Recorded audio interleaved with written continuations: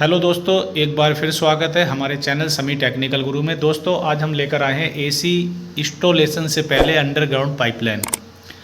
अगर हम एसी लगाते हैं और अंडरग्राउंड पाइपलाइन करते हैं तो कन्फ्यूज़न रहता है कि कहाँ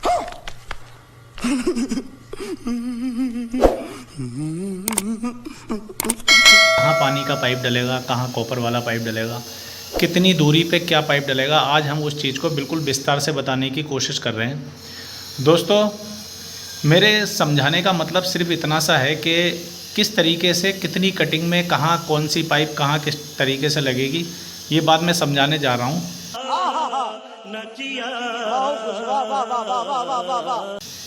इसके लिए आपको बस इतना करना है कि मेरी वीडियो पे बने रहना है ताकि आपको सारी चीज़ एकदम तरीके से समझ में आ जाए। ये हमारे करण भाई है, या अभी पूरी तरीके से इंची टेप और मार्कर पेन वगैरह लेके एकदम से तरीके से तैयार हैं आपको समझाने के लिए। अगर समझ में कुछ भी आए तो आप कमेंट बॉक्स में बताएं, और मेरी आपसे बस इतनी सी गुजारिश है कि आप वीडियो पे आखिर तक बने रहें ताकि आपके कुछ समझ में आ सके।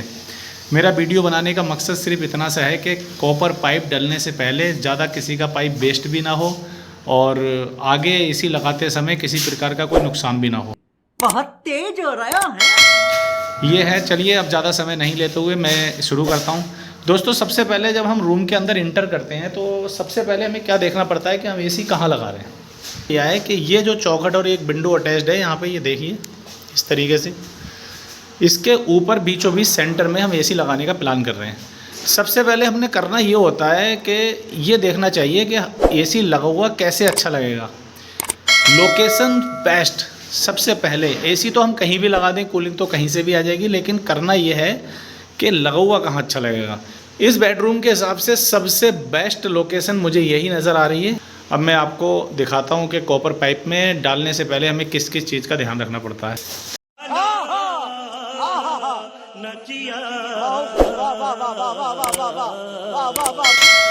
सबसे पहले क्या करना है, जिस जगह पे एसी लगाएंगे उसका सेंटर निकाल लेंगे। बीचों बीच में एसी जो है बहुत ही ज़्यादा अच्छा लगता है। ये देखिए, ये इंची टेप से करण भाई ने ये पूरी तरीके से सेंटर निकाल रहे हैं। ये पूरी बॉल का सेंटर हो गया है।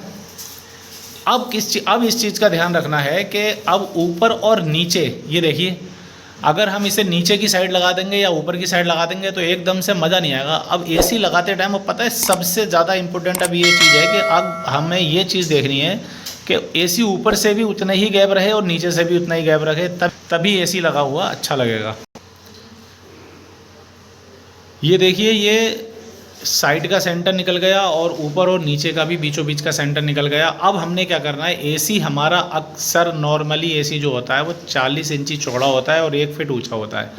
अब हम सेंटर से पूरा एसी बना लेंगे, यानी कि 40 इंची का एसी है तो 20 इंची राइट और 20 इंची लेफ़्ट और 6 इंची ऊपर और 6 इंची नीचे, क्योंकि 12 इंची चौड़ाई में हो गया मोटाई में।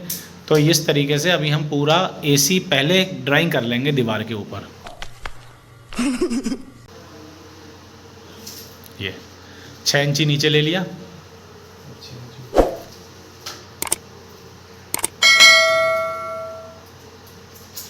ये 6 इंची ऊपर ले लिया।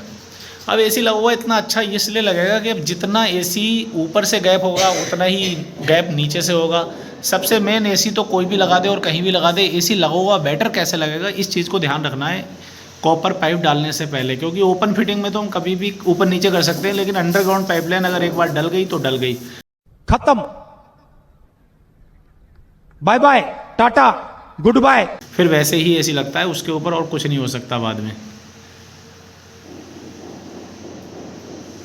ये देखिए, ये हमने 20 इंची लेफ्ट साइड नाप लिया।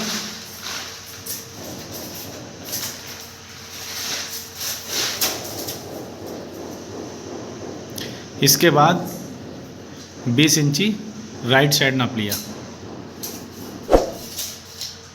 ये अब हम इन सारे निशानों को मिला के पूरी ड्राइंग बना देंगे एसी की।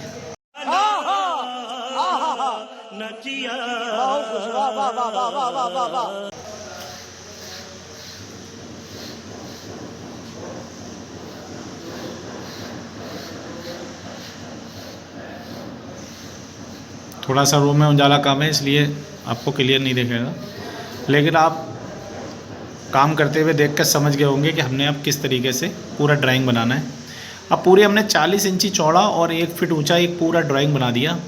ये हो गया हमारा एसी इस तरीके से। ये देखिए मैं बिल्कुल स्लो स्पीड में इसीलिए आपको दिखा रहा हूँ कि आप एक एक स्टेप पूरा तरीके से आपको समझ में आ जाए।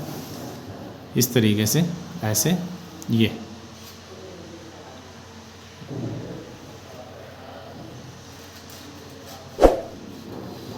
ये पूरा तरीके से एकदम ये बन गया हमारा एसी।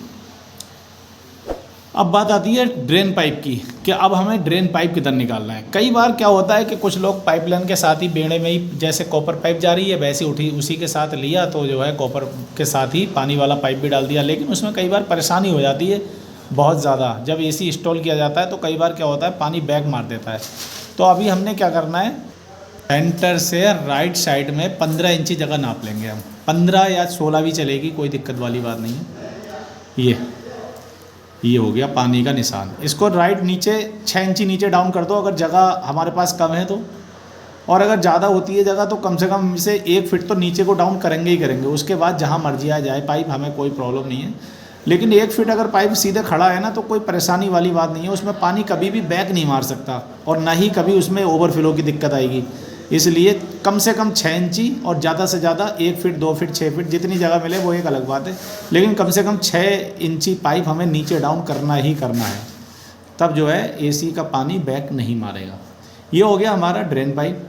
अब बात आती है कॉपर पाइप की। जो हमने 20 इंची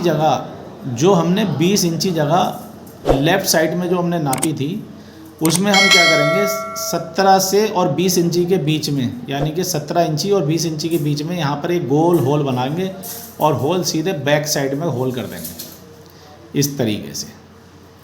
कई बार होता है क्या, लोग अंदर भी कटिंग कर लेते हैं, जहाँ एसी लगता है वहाँ पे भी कटिंग करके बैठ जाते हैं, जो 1 फीट की लगभग कटिंग कर देते हैं। तब जब एसी इंस्टॉल करते टाइम जब प्लेट लगाई जाती है तो बहुत ज़्यादा परेशानी आती है, उसमें पेच वेच रुक नहीं पाते हैं और इंडोर कई बार उठा सा नज़र आता है और अच्छा नहीं लगता। इसलिए अंदर कोई कटिंग नहीं करनी है। यहाँ पे इस तरीके से आप बाहर को एक होल कर दोगे और उसके बाद बैक साइड में सारी कटिंग करके, कटिंग है या ऊपर है, इस तरीके से आप पाइपलाइन अंदर ले आके आ जाएंगे। इस तरीके से कॉपर पाइप डालोगे तो कभी भी ज़िंदगी में किसी तरीके की कोई प्रॉब्लम नहीं आएगी।